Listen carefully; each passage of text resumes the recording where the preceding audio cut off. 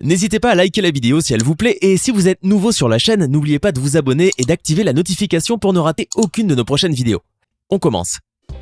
Bon nombre de choses ont été trouvées sous l'eau, parfois par pur hasard, par les archéologues et les explorateurs sous-marins, insolites ou considérées comme des découvertes d'une extrême importance, ces trouvailles-là tapissent les fonds des océans, des mers ou des lacs depuis de très nombreuses années. Aujourd'hui, nous allons en savoir un peu plus sur les cités englouties de l'Égypte antique, les moteurs d'Apollo 11 trouvés dans l'Atlantique, la bouteille jetée en mer il y a 138 ans et, bien sûr, d'autres choses. Installez-vous confortablement car voici 10 choses trouvées au fond de l'eau. Et comme toujours, n'oubliez pas de jeter un coup d'œil à notre page Facebook La Mafachée TV et de donner un coup de pouce. C'est parti. Le City of Cairo était un navire marchand anglais qui fut coulé par les Allemands en 1942, en pleine Seconde Guerre mondiale. Sa carcasse a été retrouvée il y a quelques années par une équipe franco-britannique au large de la Namibie. L'épave se trouvait à 5150 mètres de profondeur, mais la surprise fut encore plus grande lorsqu'on découvrit le trésor qui y était caché. 100 tonnes d'argent sous forme de pièces se trouvaient dans le navire, à l'intérieur de 2182 coffres. Cet argent appartenait au trésor britannique et sa valeur fut estimée à près de 50 millions de dollars.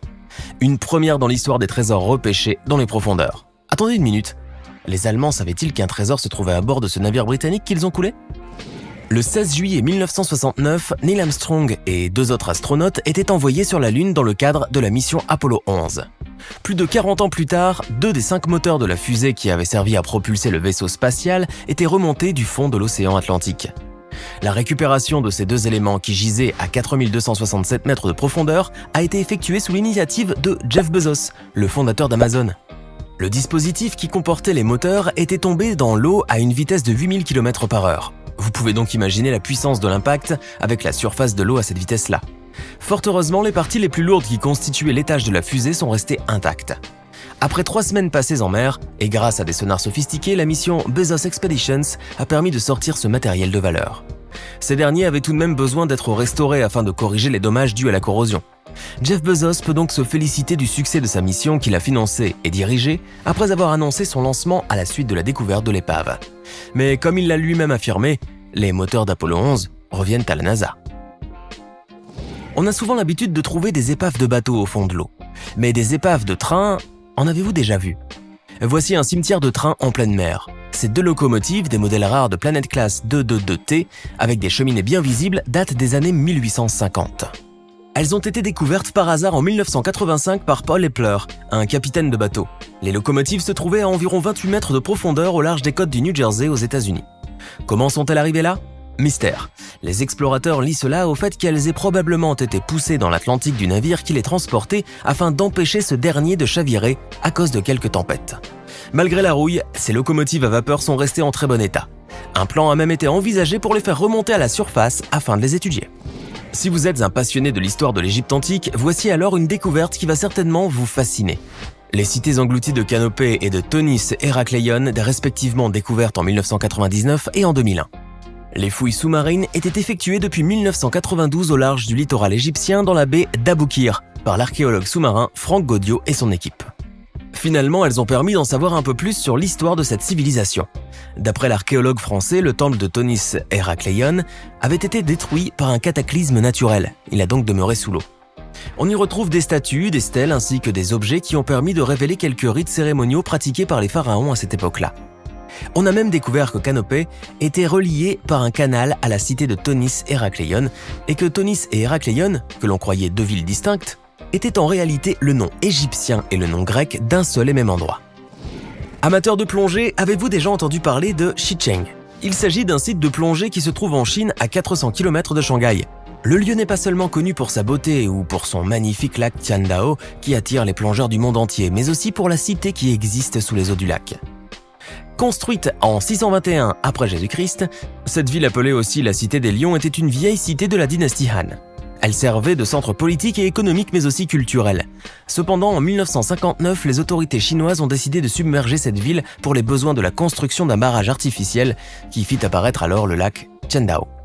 La cité des lions a dû donc être engloutie avec d'autres villages et bourgs, chose qui nécessita le déplacement de 290 000 personnes qui vivaient là. Mais en sombrant dans l'eau, la ville a vite sombré dans l'oubli. Et ce n'est qu'en 2001 qu'elle a fait reparler d'elle. Le site a été reconverti en un lieu de sport nautique et les plongeurs ont pu alors explorer ce véritable trésor archéologique sous l'eau. Le site de Xicheng, dont la surface équivaut à quelques 62 stades de football, est l'un des endroits aquatiques explorables les plus spectaculaires du monde. Les plongeurs passionnés d'histoire et d'archéologie peuvent de nos jours découvrir de près cette magnifique cité qui est bien conservée sous les eaux à une profondeur de 26 à 40 mètres. Ils peuvent alors s'émerveiller devant ses portes majestueuses et ses sculptures de lions et de dragons, ses arches et ses routes pavées.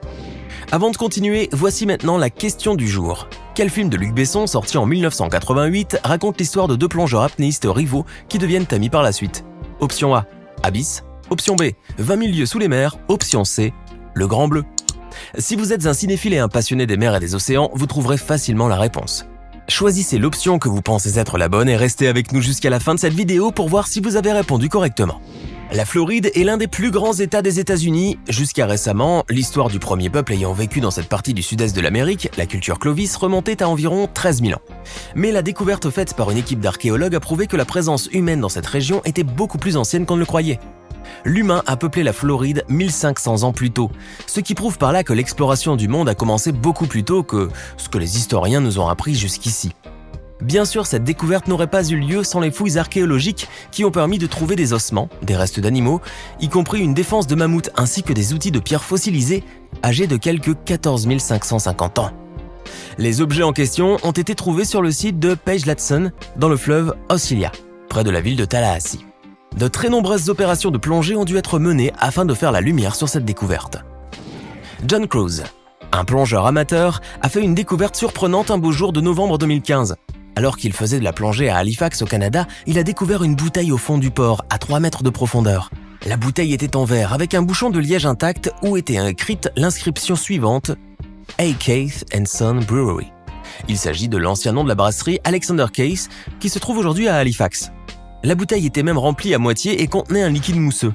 D'après une inscription trouvée sur le verre de la bouteille, la bière avait été produite en Angleterre à la fin du 19e siècle, avant d'être exportée vers le Canada.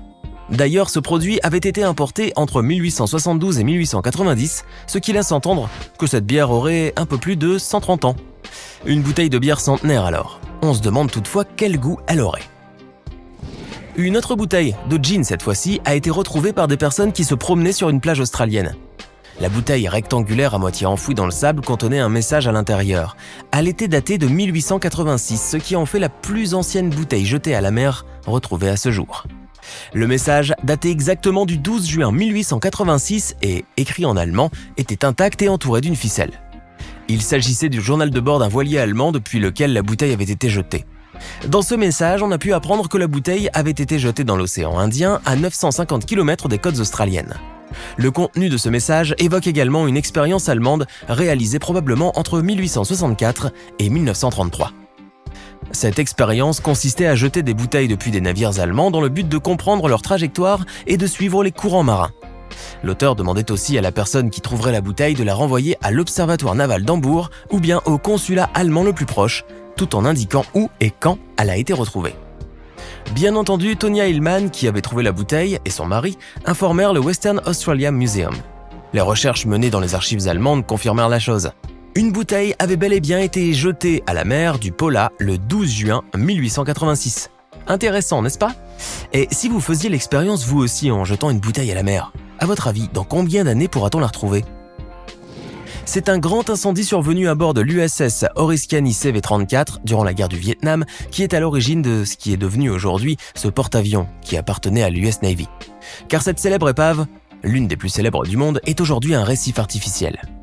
Coulé en 2006 au large de la Floride, dans le golfe du Mexique, l'USS Oriskany est devenu le premier navire de guerre américain à être transformé en un récif artificiel.